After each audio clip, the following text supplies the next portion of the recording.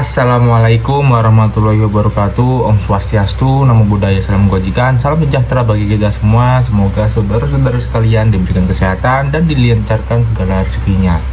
Baik, saudara-saudara sekalian, sebelum memasuki pembahasan berita atau informasi pada kesempatan kali ini, dimohonkan untuk saudara-saudara sekalian untuk menekan tombol like, subscribe, dan jangan lupa komen serta dibantu untuk share-nya dalam mendukung keberlanjutan dari channel Rizky Muhtadin. Silahkan disimak berita informasi berikut ini dengan seksama. Sementara pemerintah Provinsi Jawa Timur akan menerapkan kebijakan work from home bagi ASN setiap Rabu. Wakil Gubernur Jawa Timur, Emil Elistianto Dardak, bilang kebijakan ini diperkirakan mampu menghemat BBM sebanyak 108.000 liter per bulan dari total 81.700 ASN di Jawa Timur. Ibu Gubernur yang sudah mengumumkan bahwa kita akan menjalankan arahan pemerintah pusat dan berkontribusi pada upaya untuk menurunkan konsumsi BBM di tengah konflik lingkungan. Ini dengan menerapkan WFH di hari Rabu. Ya. Jadi kita masih menunggu arahannya. 81.700 kalau asumsinya pulang pergi 15 km itu memang tingkat penghematannya bisa sampai 108.000 liter.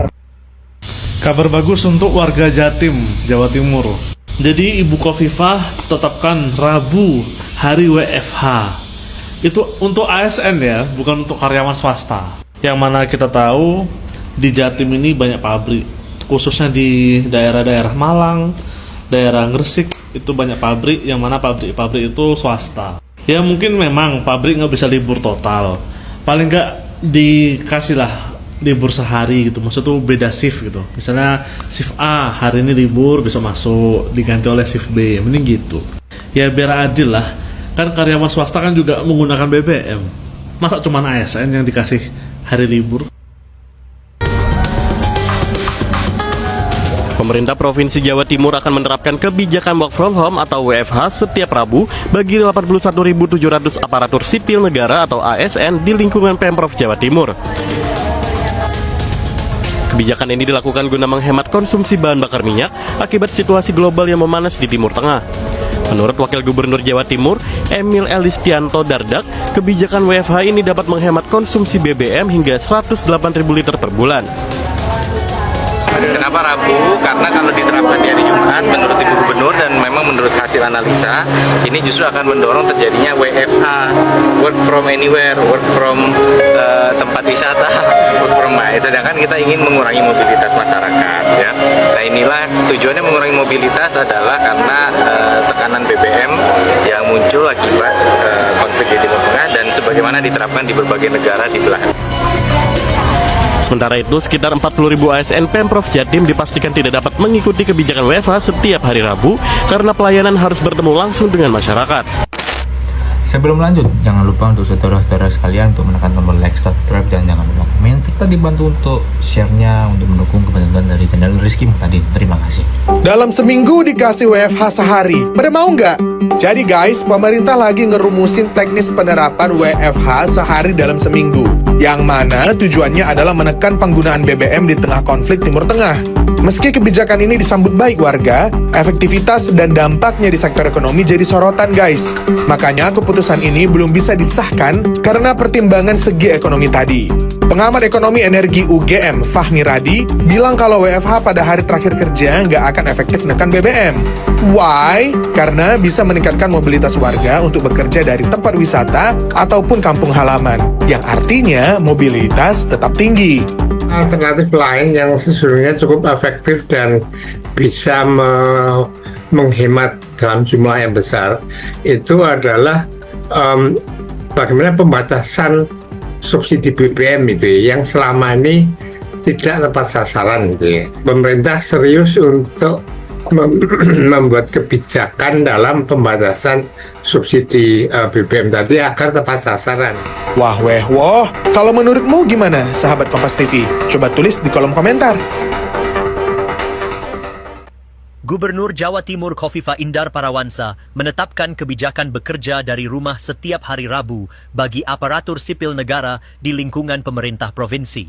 Kebijakan ini bertujuan mengurangi konsumsi bahan bakar minyak dengan pertimbangan rata-rata jarak tempuh pegawai ke kantor mencapai 28 km pulang pergi, sehingga pengurangan 1 hari perjalanan dinilai mampu menekan penggunaan bahan bakar secara signifikan. Pemilihan hari Rabu dilakukan untuk menghindari potensi libur panjang jika diterapkan pada hari Jumat yang justru dapat meningkatkan konsumsi bahan bakar. Pemerintah menegaskan kebijakan ini tidak akan mengganggu pelayanan publik dan produktivitas tetap berjalan maksimal dengan pengawasan ketat melalui absensi serta penegasan bahwa sistem ini adalah bekerja dari rumah, bukan bekerja dari mana saja. Kita umumkan mulai minggu depan WFH kita jatuhnya pada hari Rabu. Sehingga Senin, Selasa. Jadi enggak long weekend ya. Enggak long weekend. Jadi kalau hari Senin, Selasa, Rabu tengah-tengah, kemudian Kamis dan Jumat kita bekerja maksimal. Jadi begitu saudara sekalian. Baru kali ini kerja di rumah bisa nyelamatin APBN. Selama ini banyak yang anggap WFH itu santai, tapi ternyata ini justru dipakai pemerintah sebagai strategi ekonomi. Di tengah harga minyak dunia yang lagi naik tajam, Indonesia harus cari cara supaya BBM nggak jebol dan inflasi tetap terkendali. Solusinya, WFH 1 hari dalam seminggu. Kenapa? Karena dengan orang nggak keluar rumah, konsumsi BBM langsung turun. Hitungannya 1 hari, WFH bisa hemat sekitar 20% BBM. Artinya ini bukan cuma soal kerja, tapi soal uang negara. Mulainya kapan? Setelah Lebaran. Apakah semua wajib? Tidak. Pelayanan publik tetap jalan. Rumah sakit, imigrasi, pajak. Swasta diimbau ikut, tapi ini bukan libur. Kerja tetap jalan, tapi energi ditekan. Dan ini bukan satu-satunya langkah, pemerintah juga siapkan strategi lain mulai dari energi alternatif, penyesuaian produksi, sampai menjaga penerimaan negara. Yang menarik, kebijakan ini enggak kaku. Menko Perekonomian Airlangga Hartarto bilang, semua akan mengikuti kondisi global. Kalau situasi membaik, bisa berubah. Kalau makin panas, langkah lain disiapkan. Jadi ini bukan soal nyaman atau enggak, tapi tentang di tengah dunia yang lagi nggak pasti, Indonesia tetap punya strategi. Kalau WFH 1 hari, kalian dukung atau nolak? Udah diputuskan tadi, nanti diumumkan, bukan saya yang ngumumkan. Siapa yang umumin siapa? Bukan saya lah, nanti Pak Menko. Kalau saya WFH, ternyata ekonomi larinya lebih kencang dari dugaan kita. Kan nggak apa juga. Saya nggak hemat saya mungkin nggak ini di sananya karena ekonomi aktivitas naik, bisnis naik cepat, konsumsi naik. Tapi kalau pajak saya juga naik inline dengan itu, kan saya untung juga. Jadi hitungannya nggak satu titik begini aja, nggak partial equilibrium, cuma di sini aja ngitung ini. Kalau ekonomi yang betul, dorong sini, sana gerak semua. Itu yang namanya general equilibrium approach. Nggak ada yang hilang dari ekonomi. Kalau saya hitung gini, Pak Menko mungkin betul. Kalau diliburin kan yang dipilih yang dampak paling kecil ke produktivitas kan. Jumat kan paling pendek jam kerjanya. Jadi loss ke productivity dianggap paling kecil. Sementara travelnya perjalanannya sama dari sini ke kantor. Tapi di sini kan apa? Kalau di sini kan pagi-pagi olahraga. Nih habis itu nggak lama setelah Jumat, habis juga lele habis itu pulang. Pabrik juga kan sama kan paling pendek gitu. Jadi dipilih yang paling sedikit shocknya ke produktivitas kira-kira gitu.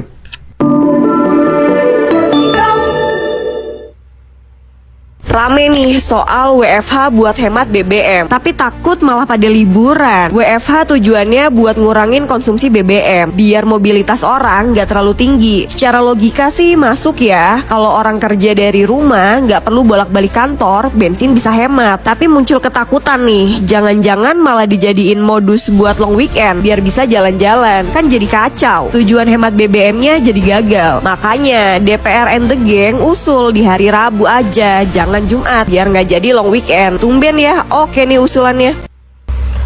Baik, terima kasih saudara-saudara sekalian telah menonton dan menyaksikan channel kami. Dimohonkan untuk saudara-saudara sekalian untuk menekan tombol like, subscribe, dan jangan lupa komen serta dibantu untuk share-nya untuk mendukung keberlanjutan dari channel kami. Terima kasih.